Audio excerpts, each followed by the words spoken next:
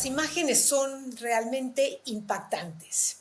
En este video que acabamos de ver, agentes de ICE están arrestando a un migrante latino usando una pistola Taser a plena luz del día en un supermercado de Albuquerque, en Nuevo México. Pero lamentablemente, este no ha sido un caso aislado. En las últimas semanas, videos como este han inundado las redes sociales. Las redadas contra los inmigrantes indocumentados no se detienen en Estados Unidos. Hemos visto operativos en campos agrícolas, en obras de construcción, en lavaderos de automóviles.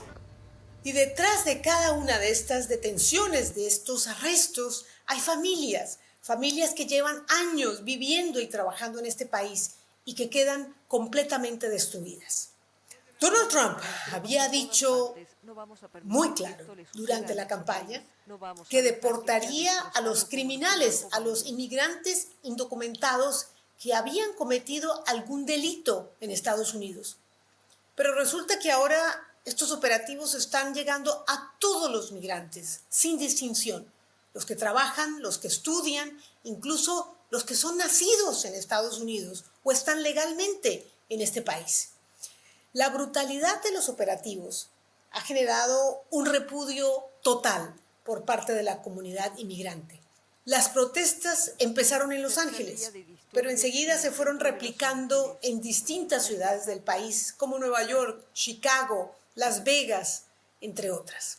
Pero además de las manifestaciones, han surgido otro tipo de iniciativas. Hola, me llamo Celeste. Si no me conocen, soy la chava del mapa. Sí, el mapa de donde se ha visto inmigración. Celeste creó People Over Papers, un mapa en el que se van marcando diariamente los lugares por los que van pasando los agentes de inmigración, los agentes de ICE.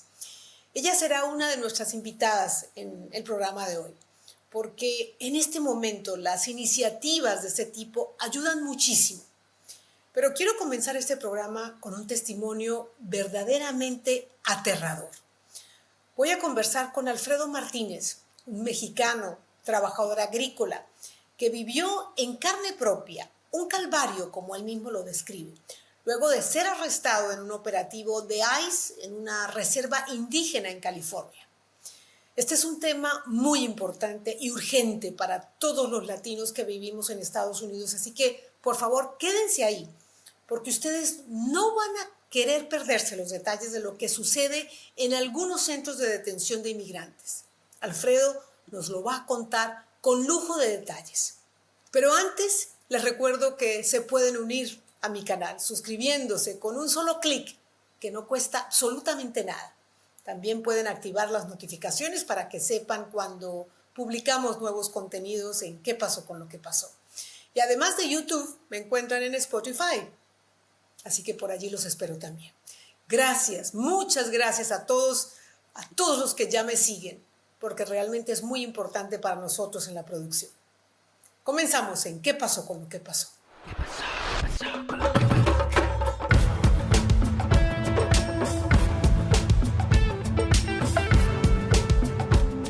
¿Qué pasó con lo que pasó?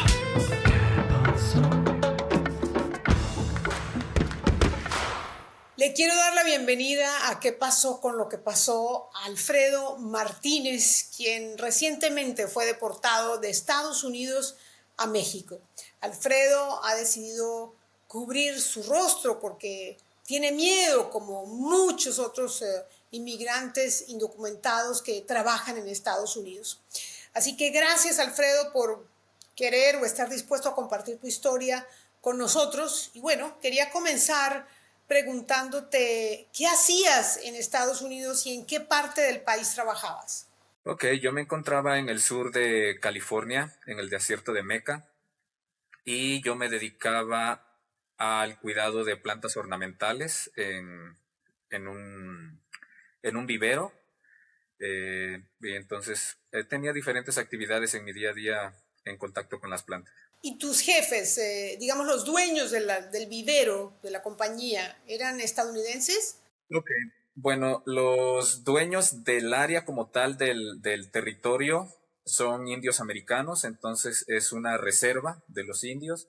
Los administradores de la reserva son norteamericanos y mis jefes directos son de origen chino. ¿Y tenías compañeros mexicanos o habían estadounidenses trabajando contigo o todos eran inmigrantes? Bueno, en el lugar como hay diversas actividades, había norteamericanos de nacimiento.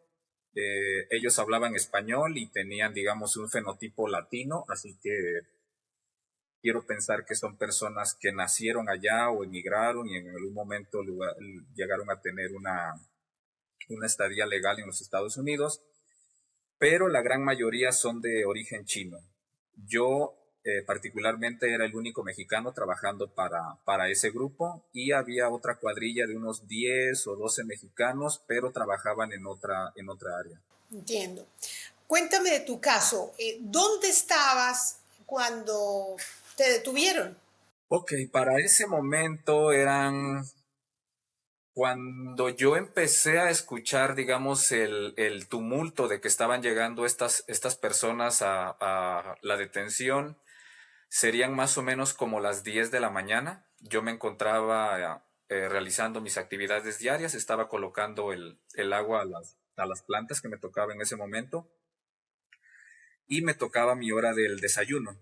Y por lo tanto yo me encontraba dentro de mi vivienda cuando estas personas llegaron al lugar. El área es muy grande, entonces la empezaron a rodear primeramente y se escuchaban helicópteros. Yo realmente no me alarmé al principio porque continuamente pues pasan helicópteros de alguna otra cuestión. Y se escuchaba ruido en la parte de afuera. Yo me dirigí a mi vivienda, le comento que era mi hora del desayuno y mis jefes se comunicaron conmigo vía telefónica y me dijeron que federales estaban llegando al área y que simplemente me quedara en mi vivienda, ya que por informes que tenían acerca de las detenciones, se mencionaba que si no había una orden directa con tu nombre, con tu fotografía y con un cargo, estas personas no te podían detener. Entonces la recomendación de mis jefes fue que me quedara dentro de la vivienda y que no saliera en ese momento. ¿Y qué pasó después? Pues yo me quedé en la vivienda, preparé mi desayuno y simplemente no salí. Siguieron pasando varias horas. El área donde yo trabajaba, le comento, es una reserva bastante grande. Y vivías ahí mismo, ¿no? Sí, yo ahí mismo vivía, ya que los jefes para los cuales yo trabajaba me proveían de una vivienda y alimentación, además del sueldo por mi trabajo. Entonces yo me quedé dentro de la vivienda. Veía por la ventana que estaban haciendo rondines, pero yo realmente me seguía sintiendo tranquilo. Estuve en constante comunicación con mis jefes, quienes me preguntaban acerca de cómo estaba. Yo les decía que estaba bien y ellos simplemente me decían, sigue quedándote dentro de la vivienda, ellos no pueden entrar por ti.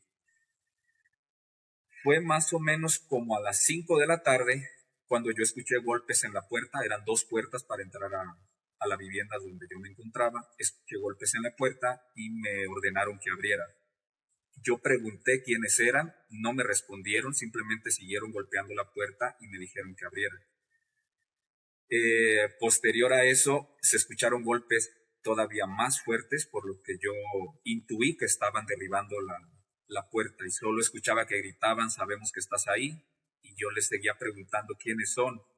Y solo me decían, sabemos que estás ahí. Yo les decía, quiero saber a quién buscan. Y yo seguía bajo la misma idea que si no tenían mi nombre, si no tenían una orden contra mí, porque yo no la tenía, no cometí ningún delito dentro de los Estados Unidos, más allá de tener una estadía ilegal. Y rompieron la primera puerta, entonces yo seguía sentado en la sala de mi vivienda, empezaron a golpear la segunda puerta, me pedían que saliera, les dije, si no tienen una orden, si no saben cómo me llamo, a quién están buscando.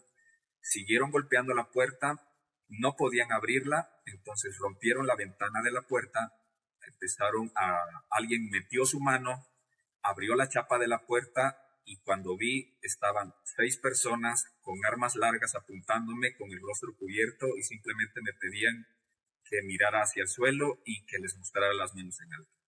En ese momento me tomaron de las manos, me esposaron, me seguían apuntando con las armas y me sacaron de la vivienda. Wow, qué momento, Alfredo. ¿Y contigo también resultaron arrestados otros trabajadores del lugar ese mismo día? Sí, yo la verdad no sé a cuántas personas se llevaron en ese momento, ya que yo desconozco quiénes, por lo mismo de la barrera del idioma, yo no tenía mucha comunicación con las demás personas, entonces yo desconozco quiénes tenían una estancia legal o ilegal en el país, entonces yo no vi a otras personas.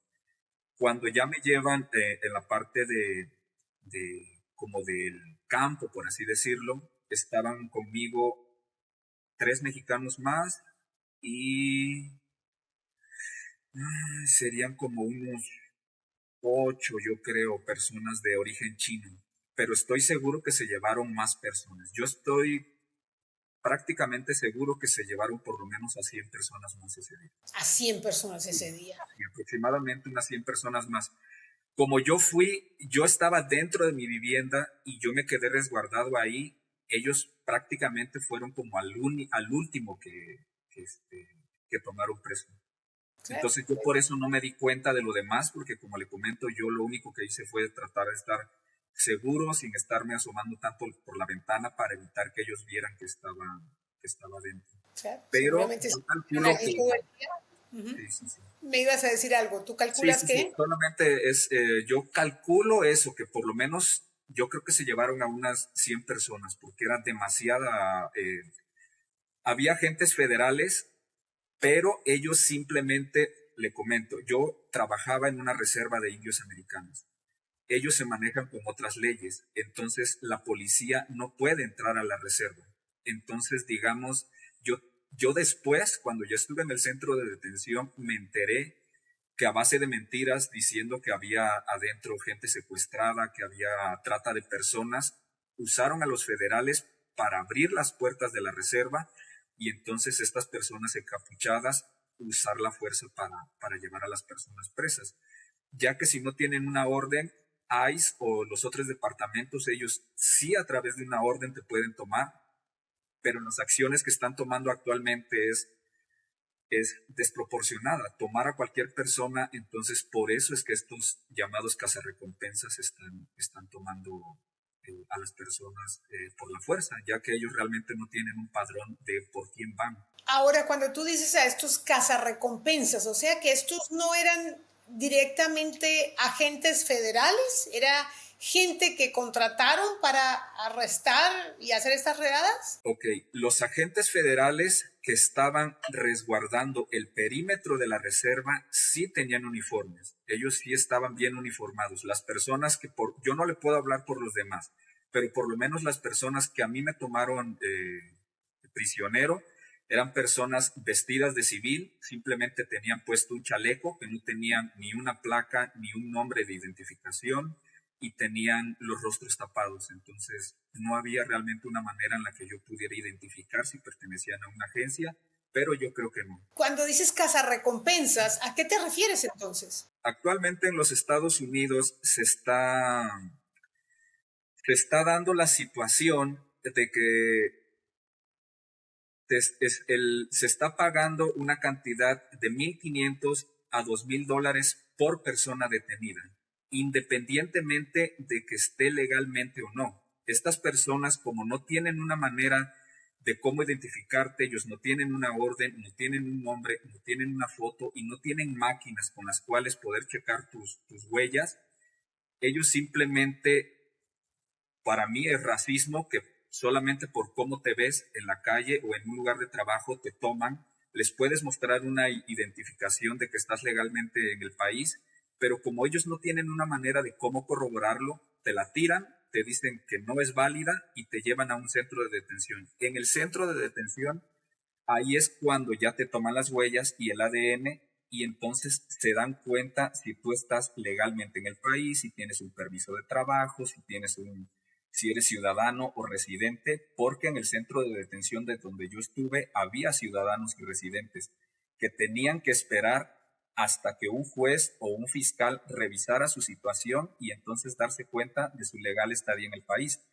Entonces, estas personas simplemente están cobrando por agarrar a cualquier persona. Es un súper negocio ahorita para los Estados Unidos, para estas personas que son civiles, racistas, que simplemente por cómo te ves te están tomando y a ellos no les importa si tú tienes una estadía legal en el país, siempre y cuando cobren ese dinero. Y en tu caso, los que entraron a tu vivienda eran civiles. ¿Tú crees Sí, que eran cazarrecompensas? sí, sí, yo ¿Cómo deduzco que sabes? eran recompensas porque estaban con el rostro cubierto y ninguna gente tiene por qué cubrirse el rostro y no mostrarte una orden de detención, ni una placa o un nombre o cómo identificar.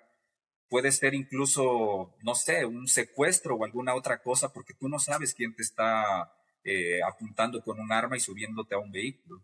Ahora me vas a contar qué pasó a partir de que, bueno, te sacaron de tu casa a la fuerza, qué pasó a partir de ese momento, pero ¿cómo sabes que eso es lo que pagan por cada persona que secuestren o arresten o detengan sin importar su documentación legal o si no tienen documentación Sí, para sí. permanecer Bueno, legalmente en el país? de- ¿Cómo dentro sabes de eso? los, dentro de los Estados Unidos, perdón por la interrupción, pero es un secreto a voces que estas personas están cobrando por las detenciones. Como le comento, ya sea ICE, DEA, FBI, la Policía Federal, el Ejército, ellos se presentan en tu vivienda, en tu trabajo, con una orden, con tu nombre y con tus cargos. Y esa es una detención legal donde tú te tendrás que presentar primero a un centro de detención de migración, posteriormente con un fiscal y posteriormente con un juez que determinará tu situación migratoria. Eso es legal, pero estas personas están yendo a los centros comerciales, a la calle, a las viviendas, con violencia, rompiendo ventanas, rompiendo vidrios, abriendo casas. Entonces, es totalmente ilegal. Entonces, dentro de los Estados Unidos es un secreto a voces que estas personas están cobrando por llevar a las personas a los centros de detención y precisamente esto es lo que está haciendo que estos centros de detención estén desbordados de personas porque no deberían de estar ahí. Claro, porque a mucha gente la detienen solamente porque luce hispana, pero aún con gente que tiene documentos, que está legalmente o que es nacida en Estados Unidos, pues bueno, han tenido que someterse a estas redadas violentas. Y bueno, a esta pesadilla de tener que esperar días hasta que, como tú dices, ¿no? Una autoridad, un juez determine que efectivamente esa persona tiene que estar en libertad. Es increíble. Alfredo, ahora cuéntame, ¿qué pasó desde el momento en que te arrestaron, te trasladaron a dónde, cómo te trataron, cuántos días estuviste ahí, qué tipo de servicios tuviste, en fin, llévame paso a paso. Me esposaron de las manos, me esposaron de los pies, me esposaron de la cintura, te ponen cadenas, o sea, vas con pasos muy pequeñitos hacia una camioneta donde te suben. Yo, bueno, antes de esto, ellos me pidieron identificarme con mi nombre, que si tenía una legal estancia en el país, y les dije que cualquier cosa que les fuera a decir, yo necesitaba un abogado y que quería ver a un juez. Entonces ellos me dijeron que no, dice, de todas maneras te vamos a llevar. Entonces me esposan, me suben a la camioneta, en ningún momento me dijeron a dónde me iban a llevar, me despojaron de mis cosas, de mi cartera, de mi celular, les dije que quería una llamada, les dije que quería hablar con un abogado, no me lo permitieron, simplemente me despojaron de mis pertenencias, me subieron a la camioneta y en ese momento yo no sabía hacia dónde iba. Simplemente te dicen que lleves la cabeza agachada y que no puedes hablar y que no puedes hacer nada. Conmigo iba otra persona de origen chino. Yo no lo conocía ya que no era parte de mi equipo de trabajo. Él iba sentado frente a mí. Los dos íbamos confundidos, simplemente viendo hacia el piso y por lo tanto yo no sabía hacia dónde me llevaban hasta que cuando ya la camioneta empezó, digamos, a avanzar con menos velocidad y empecé a observar letreros, me di cuenta que estaba en la ciudad de Los Ángeles y esto ya es por lo menos 2 horas y media o 3 horas de distancia de donde yo fui detenido. En ese momento estuve en la camioneta aproximadamente media hora todavía. Eh, ahí te entregan a otro departamento, ya no son las mismas personas. Me bajaron y en ese momento ya había más personas encadenadas, algunas sentadas en el piso, algunas de pie, haciendo fila para un registro. Y estábamos en un sótano. Estábamos en el Centro Federal de Detención y Deportación. Esto yo lo supe después, pero estábamos en la parte del sótano haciendo una fila. Estuvimos más o menos como media hora en ese lugar. Empezamos a avanzar por grupos, me parece, de 5 personas al interior de este sótano del Centro Federal de Detención. Y ahí se nos pidió, bueno, ellos llevaban las pertenencias, entregan tus pertenencias a la persona que va a hacer tu registro, te dan una tarjeta con un número. En la tarjeta viene como como un número de registro nada más, de control, me imagino, con tu nombre. Y es una copia de esa tarjeta, la ponen en una bolsa donde ponen todas tus pertenencias. ¿Que te las entregan ahí o las No, no, recuperaste? te despojan de todas las pertenencias, no te dejan absolutamente nada. Una vez que hacen tu registro con tu nombre, entonces es ahí donde empieza ya realmente todo pues, calvario, le llamo yo, porque no fue otra cosa.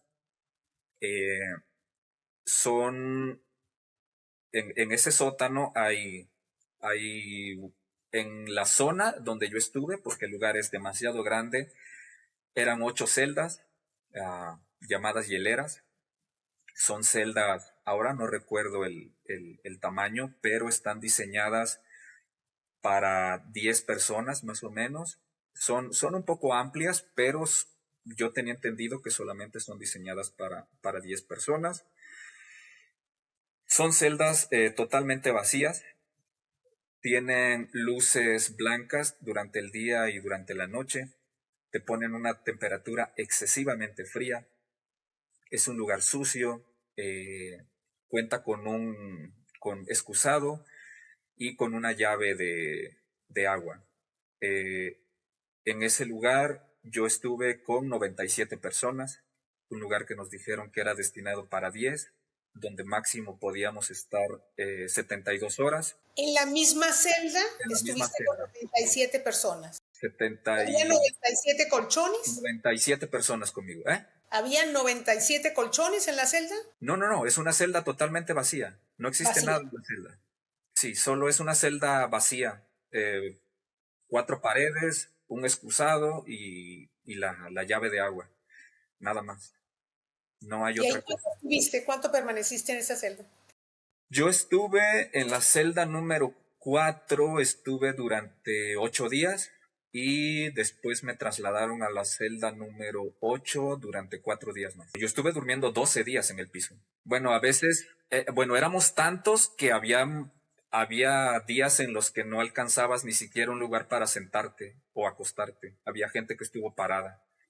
Se vuelve un lugar bastante hostil porque intentas aunque suene feo, pero resguardar tu lugar donde te vas a sentar o a estar parado, para por lo menos descansar un poco.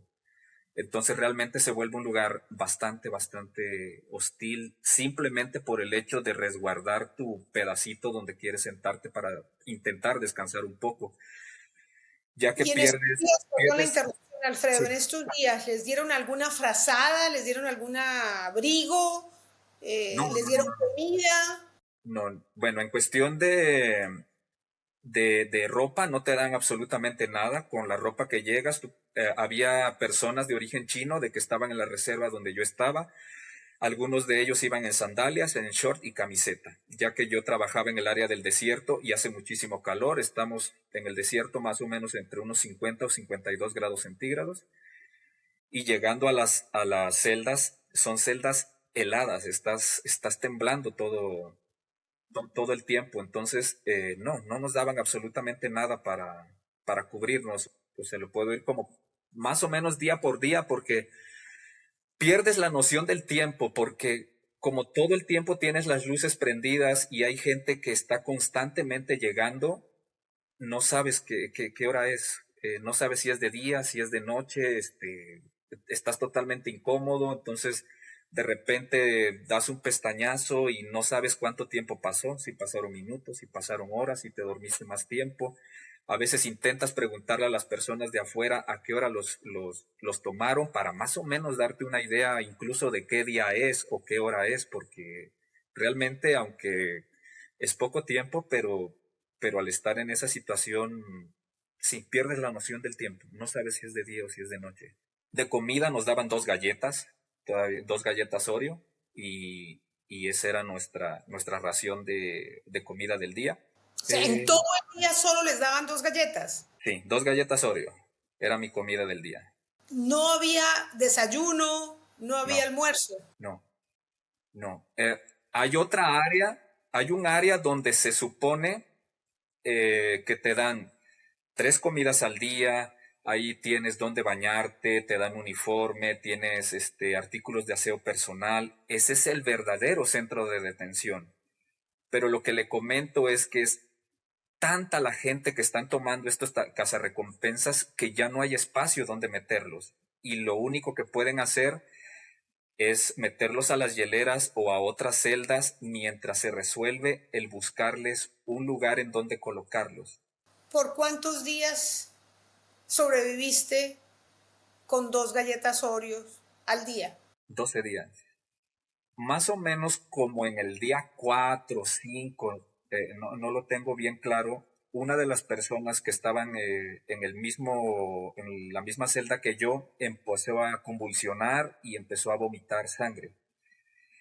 Entonces nosotros empezamos a golpear la puerta porque, bueno, la puerta es una puerta metálica con una ventana más o menos como de este ancho, de este alto, y hay cristales de donde se ve de afuera hacia adentro, pero de adentro hacia afuera son como espejos. Entonces empezamos a golpear la puerta, abrieron la puerta y pues les indicamos que una persona estaba convulsionando. No sabían qué hacer porque no tienen servicio médico, no tienen paramédicos, no tienen doctores, no tienen medicina. Entonces simplemente pues le indicaban al muchacho que se calmara, pero pues estaba desconectado, se estaba sacudiendo y vomitando la sangre. Entonces trataron de calmarlo, lo sacaron y ya no supimos nada más de él hasta como por el día 8 o 9, yo calculo.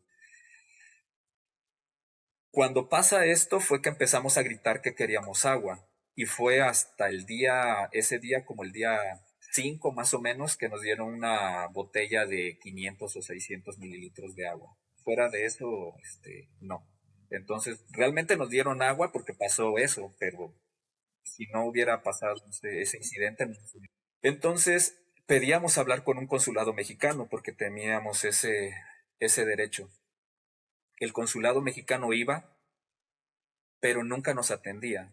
El consulado mexicano, nosotros, o por lo menos yo, podía verlo por esa ventanita que llegaba, se sentaba en los cubículos que estaban en la parte de afuera, pasaba 1 o 2 horas y se retiraba. En ningún momento el consulado mexicano fue a pedirle a algún guardia o un oficial que abriera la celda para saber si había mexicanos detenidos en las celdas.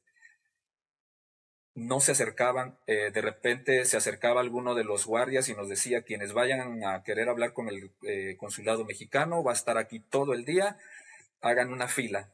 Hacíamos el intento de fila dentro de la celda y solo veíamos por la ventana al consulado mexicano. A veces llegaba un hombre, a veces llegaba un hombre y una mujer que se sentaban, platicaban entre ellos, como le comento, 1 hora, 2 horas máximo, se paraban y se iban. Nunca no nos atendían, no hacían por irse a asomar quién estaba ahí. Entonces, constantemente hacíamos escándalo, golpeábamos los cristales, golpeábamos las puertas, que queríamos tener el derecho de una llamada, de un abogado, a hablar con el consulado mexicano. Fue en el día 8 que, después de estar haciendo escándalo y que estaba en la puerta, grité que quería hablar con el consulado mexicano. Y me dieron la oportunidad de hablar con él. Me dijeron que tenía 5 minutos para hablar con el consulado mexicano y al cual le ¿Estaban comenté ahí presente o una llamada telefónica? no, presente. Sí, 5 minutos me dieron para hablar con el consulado mexicano. Me tomó mis datos generales, me dijo que si quería hablarle a algún familiar. Le dije que sí, que quería pues hablar con mi mamá. Me dijo que él iba a anotar el número de teléfono de mi mamá y que él se iba a comunicar con ella. Ahora que llegué aquí a la casa, a México, le pregunté a mi mamá. El consulado mexicano nunca le habló a mi mamá, pero me dieron también la oportunidad de hacer una llamada de 1 minuto. Esa llamada de 1 minuto se la hice a una de mis tías. Ella es ciudadana americana. Fue a hablarle a mi tía que vive en San Diego para que ella buscara un abogado para mí. Entonces me dieron chance de hablar durante 1 minuto con ella y esa fue toda mi comunicación vía teléfono. ¿Y esa oportunidad se la dieron a los demás compañeros de celda o No, solamente en tu caso porque, bueno, no, gritaste? me parece que hablaron con el consulado ese día tal vez otros 2 o 3, nada más. Y bueno, a partir del día 12, que estabas en estas celdas donde dormías en el suelo, en total hacinamiento, comiendo 2 galletas Oreo por día, eh, ¿qué pasó? ¿Te llevaron a otro centro? ¿Allí estuviste más días? ¿Qué pasó? Ok, a partir del día 12 que le comento, no sé por qué estuve tantos días ahí. Yo veía gente que llegaba y estaba eso, 1 día, 2 días o las 72 horas y los retiraban. Había gente que también llevaba la misma cantidad que días que yo, algunos 7, algunos 10. Aquí le quiero comentar también, había una persona de la tercera edad, más o menos de unos 80 años. La persona llevaba 3 semanas en el centro de detención, en esa situación. Él, le digo, yo llegué a los 12 días, pero ese abuelito llevaba 3 semanas en ese lugar, con el tobillo dislocado, sin atención médica, sin una pastilla para el dolor, sin estar viendo si el señor había comido, si estaba pues en una buena condición física o no. Me estoy saltando partes, pero durante estos días 2 personas más convulsionaron también. No sé si por alguna enfermedad o por el estrés al que estaban siendo sometidos. Había personas en silla de ruedas, había personas en muletas, había personas con andaderas, había una persona que tenía una pierna rota. eh, Había dos muchachitas sirias de 14 años. Yo no sabía que estaban agarrando menores de edad. Las mujeres estaban en celdas aparte, pero en las mismas condiciones que nosotros. Entonces, a partir del día 12, donde ya estaba en la otra celda, me hicieron un nuevo cambio a la celda 6, donde decían que eran las personas que ya tenían la posibilidad de seguir con el trámite migratorio. Entonces, en ese momento, una fiscal tomó mi caso.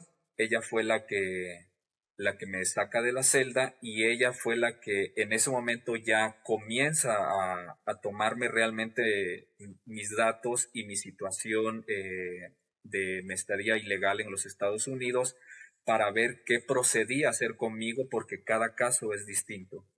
En este caso, bueno, yo ingresé a los Estados Unidos con una visa de turista. Yo fui a visitar a mi familia y pues por las condiciones económicas que estaba yo pasando en México en ese momento, decidí quedarme a trabajar. ¿De eso hace cuánto? Yo llegué el 26 de mayo de 2023 a los Estados Unidos. Entonces estuve un poquito más de 2 años allá. Y entonces, por mi situación, bueno, yo le hablo en mi caso particular, mi cargo es haber excedido el tiempo que me permite una visa de turista y trabajar sin un permiso. Por lo tanto, mis cargos son menores y por lo cual yo no debía haber estado en ese lugar. Mi deportación era expedita, entonces eh, se llegó al acuerdo con la fiscal, ya que yo no tenía ningún tipo de récord negativo y los cargos que yo tengo pues son mínimos para hacer una salida voluntaria. Y estuve pues eso fue la mañana del día 12 y estuve hasta la noche del día 12 donde ya me llamaron nuevamente de la celda después de haber firmado mi salida voluntaria, donde me volvieron a esposar de los pies, de las manos, de la cintura. Y junto con otras 9 personas fui dirigido a la frontera de México en Tijuana. En una camioneta. Sí, en una camioneta. Cruzaron la frontera y ahí les dijeron que bájense o los llevan a un centro de acogida.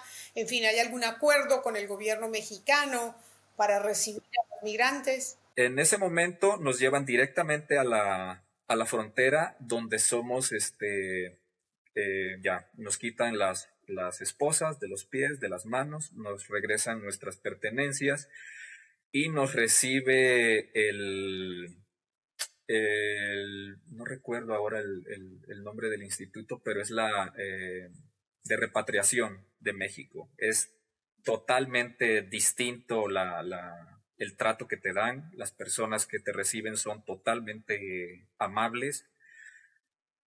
En el momento que nos reciben, te piden tus datos generales para darte un acta de nacimiento, una CURP y llevarte a un albergue de la Sedena, porque estaban los soldados en el albergue, y Protección Civil de Tijuana.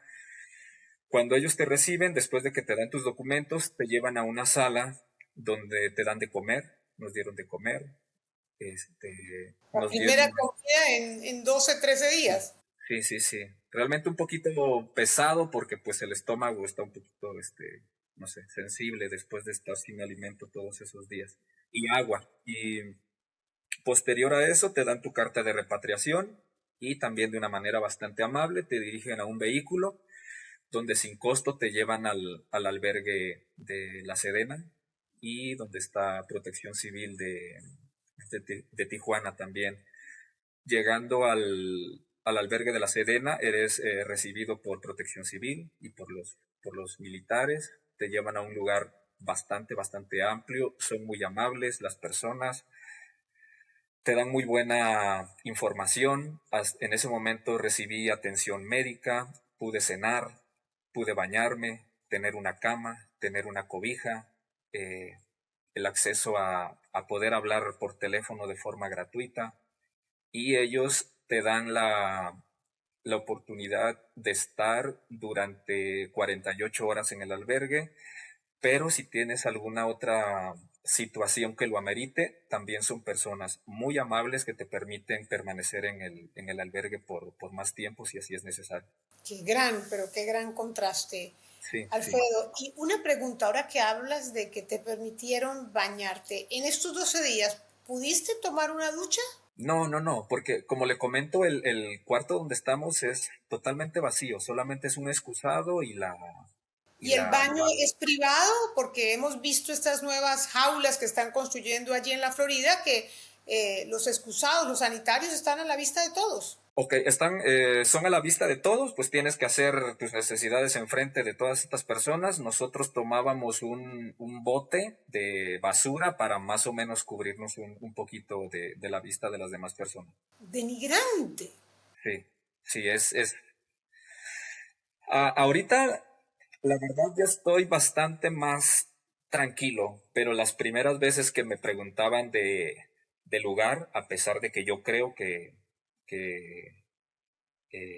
intentaba mantenerme lo más positivo posible, pero cuando me preguntaban sí se me quebraba la voz, porque realmente te tratan muy mal y te sientes mal de que estos guardias te cierren la puerta en la cara y ver que tienen una etiqueta en el pecho que dice López, Hernández, Cruz, que hablan español y que ellos hacen como que no te entienden, ¿no? Que las mismas personas que tal vez son hijos de papás latinos o que en algún momento cruzaron de una manera ilegal a los Estados Unidos y que ahora tienen la oportunidad de tener una estadía ilegal, son quienes te están tratando así. Yo trato de entender que es tu trabajo el estar en un centro de detención, pero eso no quiere decir que te tengan que tratar de una manera indigna.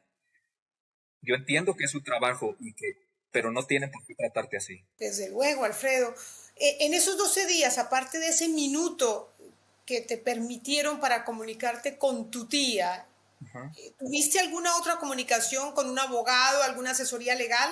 No, no, yo hice la comunicación con mi tía y ella fue la que se iba a encargar de buscar al abogado y checar acerca de mi situación.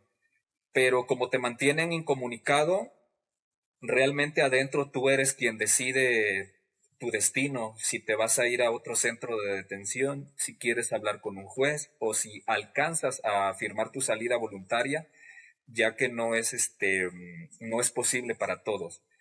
Entonces, la decisión al final de cuentas se te hace un nudo en la cabeza porque tú no sabes qué decidir, porque no sabes de leyes. Tú lo que necesitas es tener a un abogado o un asesor jurídico para que él pues sepa aclararte el panorama, qué tanto tú puedes luchar por tu caso o no.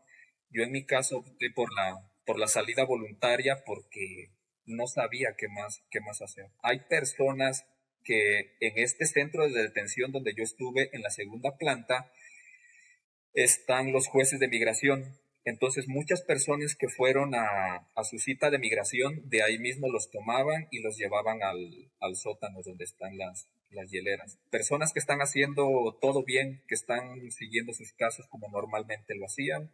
Conocí unas dos personas de origen cubano que ellos comentaban que llevaban más de 40 años en el país, que simplemente fueron a hacer su cita anual y ahí mismo los tomaron, los bajaron a las hieleras y empezaron un proceso de deportación. Van a las audiencias migratorias y ahí los esperan a la salida. Sí, sí, sí. Alfredo, ya para terminar, realmente me conmueve estos detalles que nos ofreces porque, o sea, debe uno tener mucha resistencia y estar físicamente muy fuerte para poder soportar tanto, ¿no? Después de lo que me cuentas. Después de lo que viviste, ¿tienes ganas de regresar? Mire, esa es una situación bastante compleja, creo yo. Ah, Mire, en los Estados Unidos la vida es bastante distinta. Eh, yo, yo le hablo por mí. En cuestión de comodidad, el país te ofrece comodidades que por lo menos en mi situación yo no las podía tener en este país. Y dada la situación en cómo se dio mi caso, yo puedo regresar a los Estados Unidos de una manera legal con un permiso de trabajo. Yo no tengo problemas en ese sentido, pero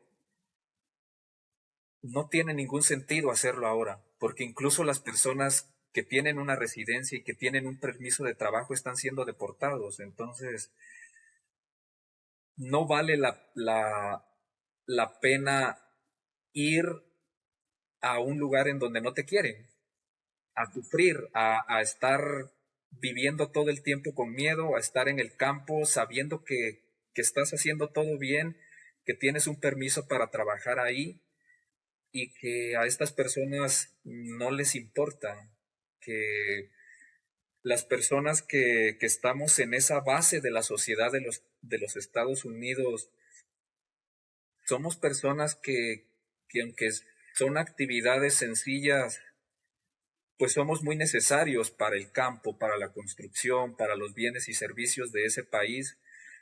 Y es lamentable que tengas que vivir con miedo simplemente porque quieres trabajar. Es cierto, es Entonces, cierto. a pesar de la necesidad, creo que no vale la pena vivir con miedo. No vale la pena, por supuesto, esa no es vida. Y eso que ahora el presidente Trump ha dicho que va a evitar que se hagan redadas en zonas de cultivo, ¿no? En restaurantes, en hoteles donde, bueno, necesitan la mano de obra hispana para un montón de tareas que a lo mejor los estadounidenses no las quieren hacer. Así Bueno, que pienso yo, perdón si la interrumpo, pero que es totalmente falso. O sea, nosotros en el país somos un mal necesario. Eh, yo nos veo a nosotros tristemente como, no sé cómo vaya a sonar para otras personas, pero como mano de obra barata. El país nos quiere simplemente porque nos paga menos que lo que le pagaría a los ciudadanos americanos. Nosotros hacemos el trabajo que ellos no quieren hacer. Nosotros no le vamos a quitar el trabajo a ninguna persona ya. Hacemos trabajos que ellos no quieren hacer por la mitad del sueldo que ellos reciben en jornadas dobles. Entonces, eh, el presidente tiene cambios de humor o de actitud, no sé, demasiado extraños. Un día dice que va a apoyar a los migrantes y al otro día ya está reforzando las redadas. Entonces, te mantiene realmente en un miedo constante de no saber si vas a trabajar o no. Y vuelvo a la palabra racismo, porque simplemente por cómo te ven es que te están tomando. No es otra cosa. Entonces, aunque el presidente lo niegue y diga cosas en las noticias, ellos van a seguir yendo al campo, van a seguir yendo a las construcciones, a los restaurantes, porque saben que es ahí donde están las personas, que a pesar de que están intentando hacer una buena vida en los Estados Unidos, el único delito es que no estás con una estancia legal en ese país. Pues ya hemos visto las imágenes, son aterradoras, son permanentes, son diarias. Y bueno, vamos a ver en qué termina esto de los grupos cazarrecompensas, que yo no tengo claridad, pero no creo que esa actividad esté contemplada en las leyes estadounidenses. Alfredo, muchísimas gracias por compartir este durísimo testimonio con nosotros aquí en ¿Qué pasó con lo que pasó? Nos alegra que estés de regreso en México con tu familia y que, bueno, te hayan tratado bien al volver a tu país. Gracias de nuevo.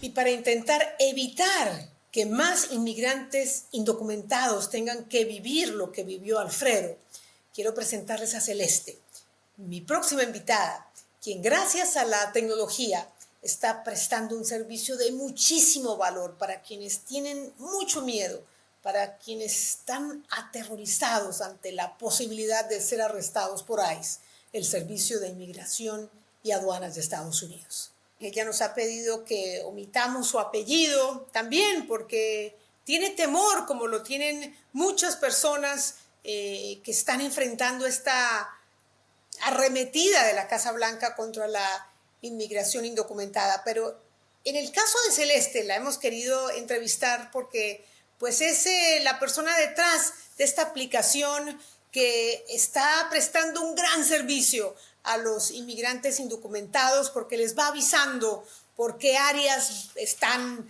digamos, dándose redadas y se han registrado incidentes de agentes de ICE con inmigrantes. Celeste, gracias por acompañarnos, te doy la bienvenida. Y bueno, para comenzar, ¿cómo se te ocurrió implementar este mecanismo de ayuda a los inmigrantes indocumentados? Sí, mucho gusto. La verdad es que esto pasó por accidente casi. No fue de que yo me senté y tuve esta idea y creé esta aplicación y nada de eso, sino que estaba en TikTok y vi a una creadora que estaba diciendo los nombres de las ciudades, los pueblos, de donde según se había visto inmigración, que la gente le había mandado por mensaje privado. Yo le mandé mensaje y le dije, oye, la verdad es que me gustaría ver esta información en un mapa para saber más o menos en dónde queda, en qué estado, y tal vez podamos compartirlo con el público para que ellos también puedan verlo en una manera un poco más fácil de verlo, ¿verdad? Y para que sepan dónde está pasando todo esto. Me dijo, sí, está bien. En cuanto ella le dijo, puso un video con mi nombre y explicó lo que estábamos haciendo, llegaron muchos mensajes, me llegaron muchos mensajes y la verdad eran demasiados. Yo no podría tomar el mensaje y ponerlo en un mapa así todo el día. Entonces buscamos yo y es mi co-fundadora, se llama Kat. ella me ayudó a buscar una aplicación o un sistema que ya existía donde la gente podría subir un reporte o un informe y automáticamente se enseñara en un mapa para que todos pudieran saber lo que estaba pasando. Qué maravilla. O sea que tú inicialmente empezaste a crear ese mapa poniendo la información, pero te abrumó la cantidad de mensajes que comenzaste a recibir a partir de que empezaste a contar esta iniciativa con la ayuda de esta persona en TikTok. Y bueno, conseguiste una aplicación existente, una aplicación con la ayuda de tu cofundadora, una aplicación que no estaba dedicada a detectar la presencia de agentes de ICE, ¿correcto? Correcto, sí, la aplicación ya existía y es más, no se dedicaba a nada con la inmigración, nada con esto de la policía, sino que era una aplicación para educación que las maestras podían usar con sus estudiantes. ¿Y te dieron, digamos, el libre uso de esa aplicación? ¿Estaba allí sin funcionar o cómo lograste acceder a la aplicación y empezar a alimentarla con esta otra información, ¿no? Los lugares donde los agentes de inmigración estaban o han hecho redadas. Sí, la aplicación es o era y es totalmente gratis, así que fue muy fácil de implementar este sistema de el público subir informes, ¿verdad? Fue demasiado fácil, es más, sí, la verdad no hay nada más complicado que explicar. Claro, bueno, pero ¿cómo funciona? Porque para los que no la han visto, sería bueno que tú les contaras lo fácil que es acceder a esa información y lo fácil que es alimentar la aplicación, ¿no? Con información reciente. Sí, claro, la gente puede ir a iceout.org, de ahí van a ver un mapa, el mapa le va a enseñar los reportes o los informes donde según se ha visto inmigración el día de hoy. Cada día quitamos los informes del día pasado, guardamos esa información para que todos tengan la información crítica el día de hoy. Si ven inmigración, si tienen un informe, pueden agregar un informe con una foto, un video. Es más, pedimos, es un requisito para subir un informe, para poder intentar confirmar si este informe es en verdad correcto y si es real, ¿verdad?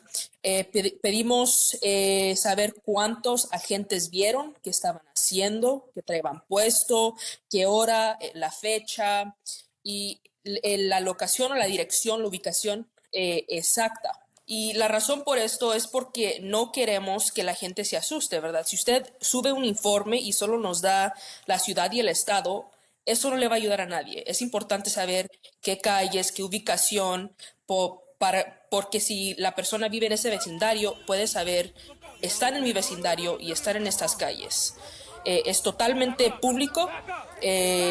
Cualquier persona puede entrar un informe, pero también tenemos gente que está revisando todos los informes que nos llegan. También intentamos confirmar los informes con otros medios, o sea, las noticias, con otros grupos o organizaciones que se dedican a ir físicamente a confirmar lo que está pasando en la comunidad.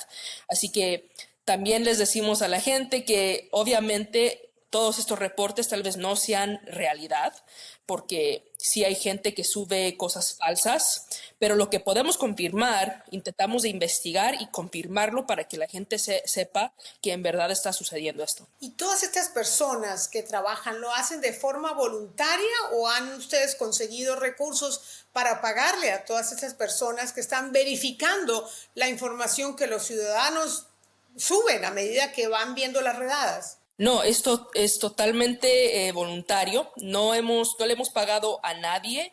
Sí hemos gastado un poco de fondos aquí y allá, pero la verdad son los fondos míos y son los fondos de mi cofundadora y unas personas que nos han podido ayudar aquí poquito, pero no hemos ganado nada de dinero. Eso no es nuestra meta. Nuestra meta es informar a la gente. Claro, dar un servicio público y vaya servicio. ¿Se han enterado, Celeste, de algunos arrestos que han podido evitar? La gente se comunica con ustedes y les cuenta lo eficiente que es la aplicación, el servicio. Es difícil saber al 100% si en verdad hemos evitado que alguien fuera arrestado, porque, bueno, no pasó, ¿verdad?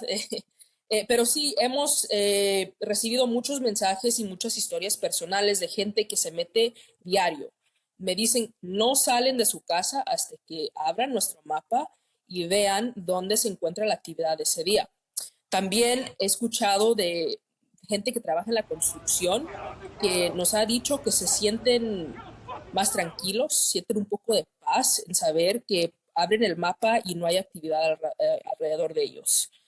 Así que desafortunadamente no hemos podido confirmar si hemos ayudado a alguien a evitar un arresto, pero la verdad, el sentimiento de la comunidad es que sienten un poco de paz y de tranquilidad en un momento tan difícil. Y de agradecimiento, por supuesto, por supuesto. ¿Hace cuánto está funcionando la aplicación? Sí, la aplicación la empezamos el 22 de enero, que fue unos días después de que entró el presidente Donald Trump a la oficina. O sea que ya se ha venido alimentando, ya han podido ustedes, digamos, afinar todos los detalles. Cuando la gente ve la aplicación hay un signo más, ¿no? Y esto abre un formulario donde uno va anotando la información, ¿no? La ubicación exacta, hay que subir una fotografía o un video, como decías, y bueno, describir un poco lo que está pasando, ¿no? Cuántos agentes están allí, lo que nos decías, si están vestidos de civiles, si están uniformados.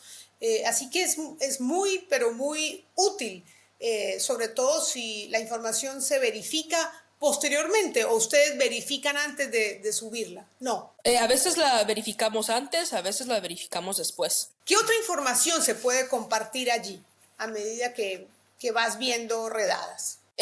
Bueno, en unos estados, la policía local, que sea estatal o que sea del condado o de la ciudad, también puede colaborar con inmigración. Y así que tenemos un base nosotros que buscamos diario. Y esto quiere decir que si la gente ve que un policía está arrestando a alguien, una persona hispana, también lo pueden reportar. Y nosotros intentaremos encontrar si ese departamento de policía está colaborando con inmigración. Y en Tennessee, hace unos meses, hubo muchos, en los Estados Unidos se llaman highway patrols, que paraban a la gente y minutos después llegaba inmigración. Y así que recibimos muchos informes de la policía que estaba parando a la gente, pero la verdad es que era operación migratoria, aunque la policía lo estaba haciendo. Sí, que supuestamente no lo deben hacer, sobre todo en las ciudades santuarios, donde un poco las autoridades locales no autorizan a sus agentes de policía a inmiscuirse en tareas de inmigración. Celeste, y la aplicación la puedes descargar en el teléfono, ¿correcto? Claro, sí. ¿Por qué no me deletreas cómo descargarla, cómo buscarla? Se llama Padlet, Padlet. Padlet, con L-E-T de Tomás. Sí. Correcto, ok. ¿Y hacia dónde quieres ir con este servicio? ¿Cuál es, digamos, el próximo paso? ¿Qué buscas a futuro? Sí, nuestro próximo paso va a ser recibir un poco de fondos, porque la verdad es que entran tantos informes que esta aplicación no fue construida para tanto tráfico, o sea, que tanta gente lo viera. Tenemos millones de usuarios. Diario tenemos casi unos 300,000 personas que entran al mapa diario. Y desde que empezamos esto ya tenemos más de 60,000 personas que han entrado a ver el mapa. Así que lo que queremos hacer es construir nuestra propia aplicación que nosotros podemos controlar y para que tengan una mejor experiencia la gente que lo está usando. Y la verdad, en unos 2, 3 años, me gustaría que esto no existiera. Me gustaría que no tendríamos que tener este recurso para que la gente se sienta tranquila en su comunidad, en su casa, en su vecindario. Ese es el meta. Y desafortunadamente no creo que ese sueño se vaya a cumplir bajo esta administración, bajo este gobierno, porque tú muy bien sabes, acaban de aprobar una ley de presupuesto que incluye fondos multimillonarios para detener la inmigración ilegal. Así que mi última pregunta para ti, Celeste, sería, ¿qué crees que puede pasar a partir de ahora cuando el gobierno va a tener muchos más recursos para contratar agentes, para construir más centros de detención, en fin, para detener la inmigración ilegal y cumplir una promesa de campaña que hizo Donald Trump? Sí, la verdad, no puedo saber lo que va a pasar porque las cosas cambian rápidamente en este país ahorita, pero sí estoy preocupada. Lo que hemos visto hasta ahora, desde que entró este presidente, es muy aterrador y la verdad me da mucho miedo para la gente que va a ser afectada por esto, que ha sido afectada por esto y por mis familiares, que también tengo unos familiares que son indocumentados. Sí, tienen más recursos y la verdad yo pienso personalmente que la violencia va a seguir y se va a poner peor porque con tanto recurso y aún siguen subiendo la meta. Ahora están diciendo 7,000 personas al día arrestadas. Y lo que hemos visto solo fue para cumplir con la meta de 3,000 personas. Eh, Así que la verdad me da miedo de que las tácticas se pongan más agresivas y más violentas para cumplir con las metas que este presidente y esta administración ponen en los agentes. Desde luego. ¿Y te da miedo que te contacte el servicio de inmigración y, en fin, te amenacen o tengas que sufrir alguna represalia por estar detrás de ese servicio? Sí, claro, lo pensé desde que empecé esto. Eh, ya cuando empezaron a llegar muchos informes y mucha gente, hubo gente del lado derecho que que votaron por Donald Trump, que me mandaban mensajes con amenazas. Me decían que me habían reportado a inmigración, me decían que me habían reportado a Tom Homan, a Donald Trump, a otros oficiales también. Pero la verdad es que tengo un privilegio que no todos tienen, y eso es que yo fui nacida aquí en los Estados Unidos y quiero utilizar ese privilegio para ayudar a la gente que ahorita, en este momento, no tienen voz. Qué bella labor, Celeste, qué bella labor. Bueno, cuídate y ojalá puedas obtener más fondos para seguir ampliando este servicio, tener tu propia aplicación con mayor capacidad y que más y más gente conozca de esta aplicación para ayudar a que, bueno, más familias no queden destrozadas, no queden separadas y, bueno, no se empeore este drama humano de tantas familias que están sufriendo esta persecución. Gracias de nuevo. Muchas gracias. Es verdaderamente indignante la manera inhumana como están tratando a las personas indocumentadas como Alfredo. El trato es degradante, es una humillación absolutamente innecesaria y yo diría que viola las reglas elementales de los derechos humanos más básicos. Eso tiene que cambiar y las voces se tienen que escuchar con más fuerza. Estamos en Estados Unidos, en el siglo XXI. No podemos tratar de esta forma a mujeres, a hombres, a ancianos, a gente decente y trabajadora sin récord criminal por el solo hecho de carecer de un permiso de permanencia legal en Estados Unidos, de un permiso de trabajo. El futuro no se ve muy alentador para los inmigrantes indocumentados. A las amenazas y al miedo que quiere causar el presidente Donald Trump se ha sumado ahora la aprobación en el Congreso de una ley de presupuesto que le otorga más de 250,000 millones de dólares al gobierno para combatir la inmigración ilegal. Con este dinero, ¿qué se va a hacer? Bueno, se van a contratar a miles de nuevos agentes fronterizos, a muchísimo más personal de inmigración, se van a construir más vallas fronterizas, más kilómetros de muro fronterizo, más centros de detención y se va a contratar a mucho más personal para detener a los indocumentados. ¿Cuál será el efecto inmediato entonces? Bueno, las deportaciones se van a disparar en todo el país.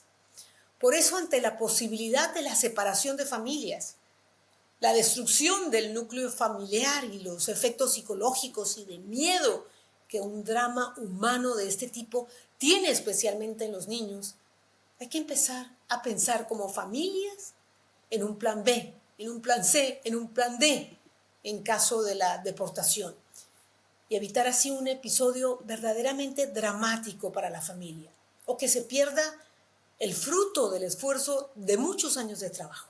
Hay que prepararse para lo peor. No hay que dejar nada a la suerte. Los espero la próxima semana en mi canal de YouTube, @PatriciaYañotVideos.